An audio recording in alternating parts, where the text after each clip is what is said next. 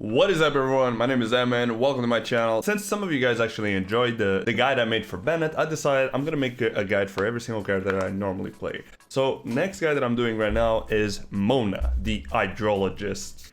Astrologist, I guess? She is a DPS support AoE CC character. I think that's covers everything that she's able to do. She can be your support character, she can be your damage dealer character, and I'm gonna go in detail about the kind of stuff you can do with Mona. She's actually an insane character. I was very happy I got her. I got her on my first 90 PT as a free-to-player, so it was pretty lucky that I got such a good character from the start. She's insane in Abyss, she's insane in Open World. She's just an overall character that can fill many roles in your party. She's pretty flexible character when it comes to this. We're gonna break down the gear I have on her, the build I do on her, and we're gonna break down how to use her, or, you know, how her skills work and everything, so you guys can actually have an idea and use her in the most efficient way possible, and maybe even figure out yourselves better stuff that than I have done with my Mona by yourself. All right, so Mona has like every other character, attributes, weapon, artifact, constellation, and talents profile. We're gonna start by talking about the talents, so you can have an idea of what her kit is. So in this case, we have our normal attacks are just purely normal hydro attacks. She does up to 4 splashes on the enemy. And she has a charge attack that has an AoE, a sort of small AoE that you can do if there's a couple mobs together. You can just do the charge attack. It will consume stamina, but it will do an AoE hydro damage. Mona's auto attacks, since she's a mage, like every other mage in this game, are all elemental based. So keep this in mind. If you're looking to make a physical damage Mona, that will not work most likely. So best thing to have on Mona is hydro damage in general. She also procs from an energy recharge, but we'll get there. Hydro damage is going to be our main damage with Mona. You can see that she does 4 attacks, and then she has the charge, and like every other character, she also has the plunging attack, which is when you're falling down and you hit on someone. Mona has her skill ability, her E skill. It's called Mirror Reflection of Doom. The way this works is you will cast a skill. It's an AoE skill. It will taunt enemies that are close by while doing damage at the same time, and in the end of the skill's ability, when the decoy disappears, it explodes. It's basically a decoy, kind of like Amber's decoy for those who have played Amber before, since she's a free character, but the difference is it decoys and does damage at the same time. It actually is quite a decent damage, and the AoE is actually pretty good as well. One other thing you should keep in mind with this ability is this ability has, like every other ability in this game, or most characters I think have this kind of secondary effect to it. If you hold the E, you will cast this ability, but at the same time you will create an iframe, quite like your shift, your dodge ability. You'll create a invincible frame where you do not get hit while casting the ability. But in order to do this, you have to hold the skill button to cast it. It's a very useful ability if you're out of stamina, because it does not seem to consume any stamina whatsoever. So Mona has a very interesting combat talent.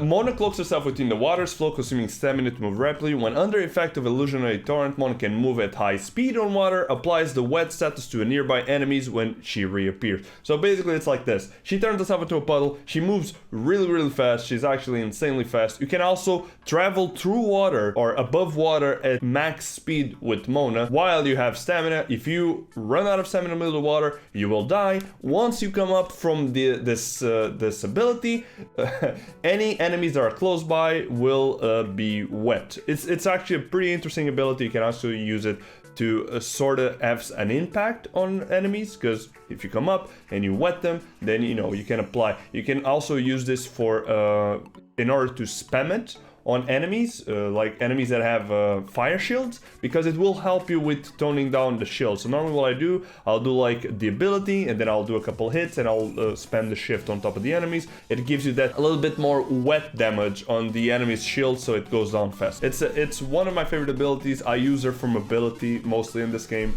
because she's just insane. I normally try to get 2 animal characters and Kaya in my team, and when I do this, Mona pretty much is on crack. She goes super fast, and she doesn't spend that much stamina, so it's really pleasant to use her in the open world. She's one of my favorite characters when it comes to open world and in Abyss because of her massive AoE. Now we reach her burst ability. Her burst ability is the main reason why a lot of people like using it. It's an insane ability. Mono summons sparkling waves and creates a reflection of a starry sky, applying illusionary bubble status to opponents in large AoE. In illusionary bubble traps opponents inside a pocket of destiny, also makes them wet, renders weaker opponents immobile, which means, you know, they can't do anything. When an opponent affected by illusionary bubble sustains damage, it has the following effects. Applies Omen to the opponent, which gives damage bonus, also increasing the damage of the attack that causes it. This means that whenever you hit someone with the disability, Stellar Phantasm, the enemies will have a debuff on them that will increase the damage of anyone that hits them. Removes an illusionary bubble, dealing higher damage in the process. Once the illusionary bubble disappears, Omen is still in effect, which means that they take an enormous amount of damage, because if we go check the skill attributes, you can see the scaling of the explosion whenever illusionary bubble explodes is enormous, 788% at level 8. After that, you're still doing a bonus damage, which in this case will be about 56%. So not only it does a huge burst, it will also buff your damage against those enemies that were affected by the illusionary bubble. This is one of the main reasons why people like to use her together with, I don't know, Bennett or any other character that might boost your damage, because it gives way to enormous numbers of critical hits. This is also used a lot, you know, especially with pyro damage, because with pyro damage you can do vaporize, and vaporize scales the resulting damage even more. The ability lasts about 8 seconds. The bubble explosion has 78% multiplier of the damage. The damage bonus from Omen is 56%. The Omen duration is 5 seconds, and the cooldown is about 15 seconds, energy cost being 60. Take into account that Omen only starts counting this 5 seconds after the illusionary bubble's explosion. So you can let it go to the entirety of the 8 seconds, and then the Omen duration will be applying 5 more seconds. You can let the bubble reach its max if you don't want to scale anyone else's damage. Let's say you just want them to be CC'd, and after the illusionary bubble damage goes in, the explosion, you still have another 5 seconds for your Omen, your 56% damage bonus to endure your Omen duration. So Omen will pretty much last 5 seconds after the bubble explosion damage. One of her passive talents is called Come and Get Me Hag, which pretty much is after she has used illusionary torrent for 2 seconds, if there are any enemies nearby, Mona will automatically create a phantom. A phantom created in this manner lasts for 2 seconds, and its explosion damage is equal to 50% of the mirror reflection of Doom. Basically, it's a passive where if you go into the pull mode and you go around running around enemies, it will, after 2 seconds, it will deploy a decoy, which might not seem like it's a good thing, but once you get into Abyss and you're trying to run for your life from enemies that are doing way too much damage on you, you will notice that this is actually a very useful ability, especially because not only it decoys without using your skill, it also does damage, like 50% of the damage in the end. Our other passive ability is called Waterborne Destiny, and what it does is increases Mona's hydro damage bonus by a degree equivalent to 20% of her energy recharge rate. This is a really good ability. Unfortunately, I wish it was more than 20%, because those 20%, even though they add up, they're not a substitute for attack damage. I initially thought that this would be insane, but I didn't take into account that it was only 20%. So basically, I will show you in a bit, but you can stack an enormous amount of energy recharge with her, and 20% of that energy recharge is directly converted into hydro damage, which scales much better than attack. But since it's only 20%, using an artifact of the same level with attack or energy recharge as its base stat, energy recharge artifact will not replace the damage that you gain by using a normal attack artifact. A last passive talent is called Principium of Astrology. When Mona crafts a weapon essential material, she has 25% chance to refer the portion of crafting materials used.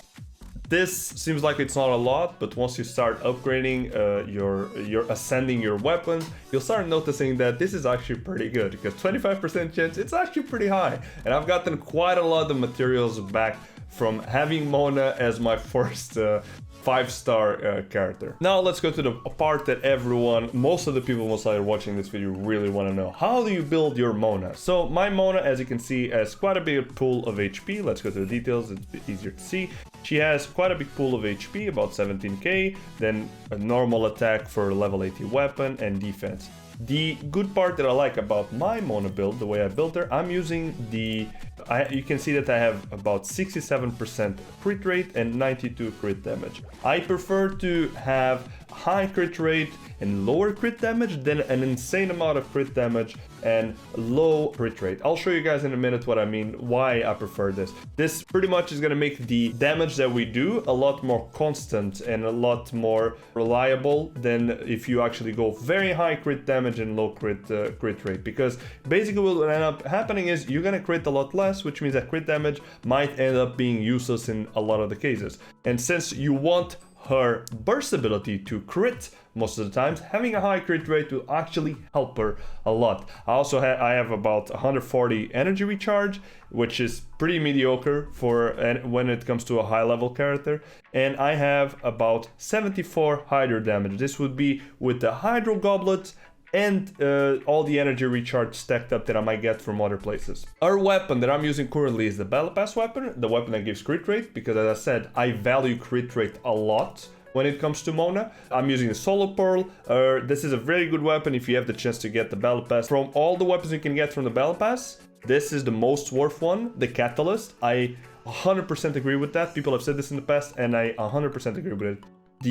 The Catalyst is definitely, stats wise and what it gives, it's really good for what it is. I'm using in this case this one, but you can easily use Mappa Mare. Your crit damage lowers a bit, obviously, but it does not really matter. We change to Mappa Mare, and if we go check our stats again, our crit rate drops to 42% from about 60 to 67, or what was the number.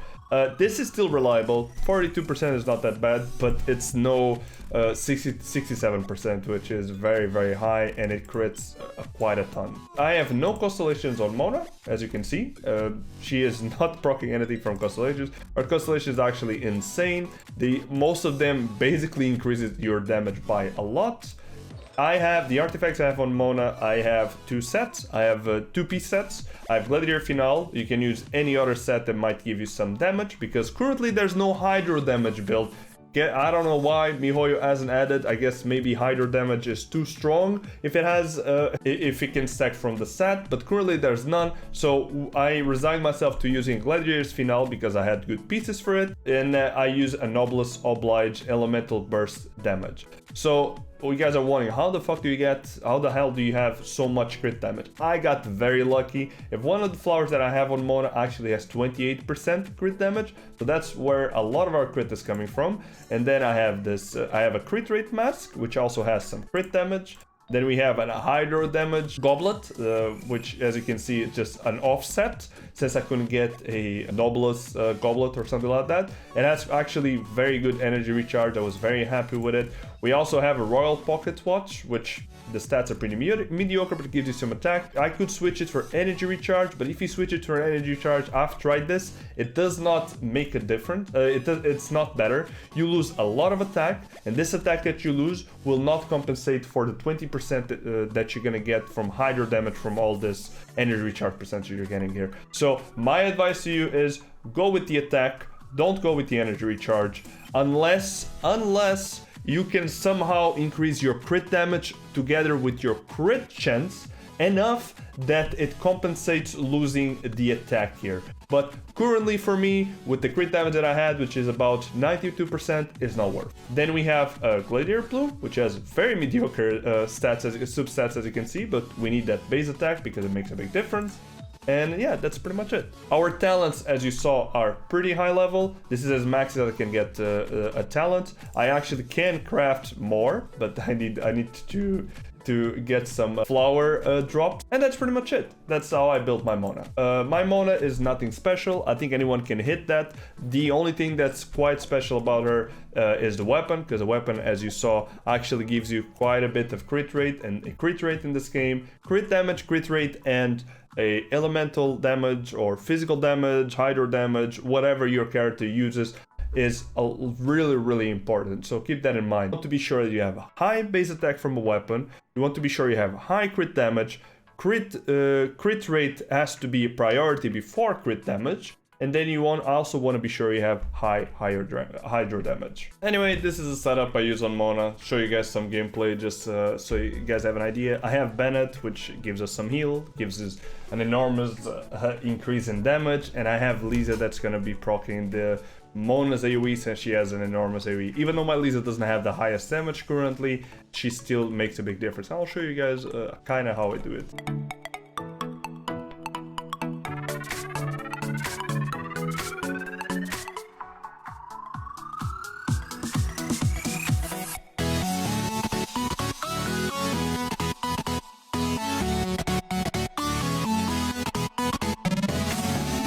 We use Bennett to get our energy recharge back. We proc Bennett's ability again. We have Mona's burst ability again. Now we proc it, and we should have Lisa's E back again. And then it's my go-to combo whenever I want to eliminate the big hordes of enemies that are, you know, around me. Thank you very much for watching. I hope you guys enjoyed the guide. I hope it was helpful even to those who already played the game for a while, as well as to those who are beginners in the game. Small plug, I stream on Twitch from now on, from Monday to Friday. I never miss my schedule. We normally play Genshin almost in the end of the stream until they add more content. If they ever add more content, we play almost the entire stream because, you know, we want that content. Everyone's hungry for that enormous amount of content. If you guys are interested to see other videos of mine, you can check on my YouTube channel. I make currently guides for Genshin, and I try to make videos about the random stuff that happens on stream while playing Genshin or any other game, you know, that I find enjoyable to put on YouTube. So I'll see you guys on the next one. Thank you very much for being around. Thank you very much for watching, and have a nice one. Look, guys, we found this rare flower in the wild. Diona's red. That's the scientific term. Stomp it. Stomp it. It just bloomed, so we can't do it anymore. We can't put it out of his misery anymore.